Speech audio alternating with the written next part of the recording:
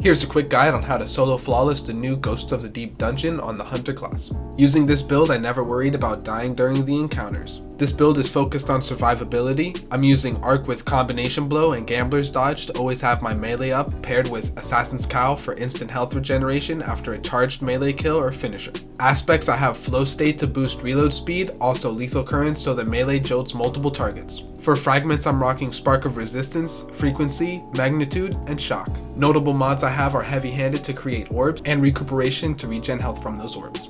Here's the rest of the mods. My loadout consists of Arbalest so I can take out bosses' shields instantly and at a distance. Cartesian with Vorpal and Lead from Gold to help spawn heavy and to take out higher health enemies. Also Briar's Contempt just because it does slightly more to loosen Hive, but any linear would work. Now starting off with the first encounter, it's pretty simple. Proc Combination Blow ×3 from some Acolytes, then kill the ogre to locate a path. Follow it and kill the wizards at the location. It will then spawn the next path. Repeat, and at the third location, instead of wizards, a loosened hive will spawn. Finish the ghost and pay attention to the symbol above. You will then need to go back to the beginning of the encounter and deposit it into the podium with the corresponding symbol.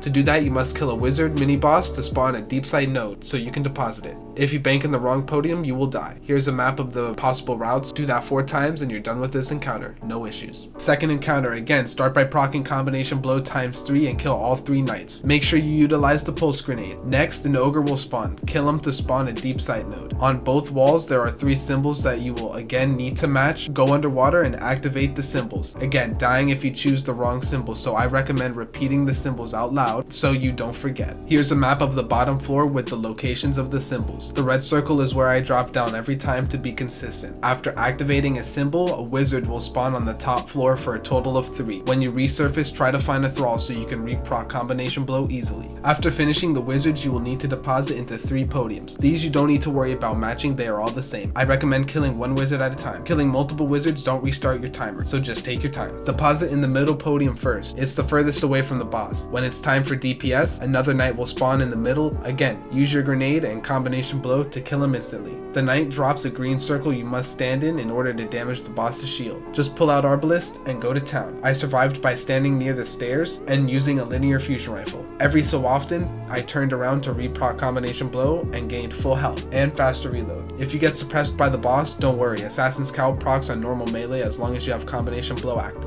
There are certainly better DPS options out there. This is what I found worked best for me. This isn't an encounter per se, but I did die here a couple of times on my way to the boss room because of either me fat fingering my spacebar or getting flanked by wizards. This last room before the boss fight, I switched to Void and Omnioculus so I can consistently go invisible and avoid the enemies and pick them off from a distance. The final encounter I found to be easier than the second encounter, but you can royally F yourself if you're not paying attention. Start off just like you have been by getting Combination Blow ×3 and killing the 3 Boomer Knights around the map. Run over and activate Deep Sight to figure out where you must be standing when killing the yellow bar knight that spawns in. After you kill the knight while standing in one of the 3 locations, the boss will move to your location and you will need to look through the circle at the taken symbol to spawn the bigger symbol. Tip: don't kill the knight at Oryx's chest first, it can glitch and not spawn the circle and taken symbol. Once all 3 symbols appear, you need to go to each side room and kill the loosened hive. Don't finish the ghost until you confirm the symbol because it disappears while doing the animation. I almost died because I forgot a symbol. Luckily for me, I had already deposited 1 symbol and only needed 2, so I figured out which symbol I didn't have by walking into the other room and quickly peeking at which symbol was in that room.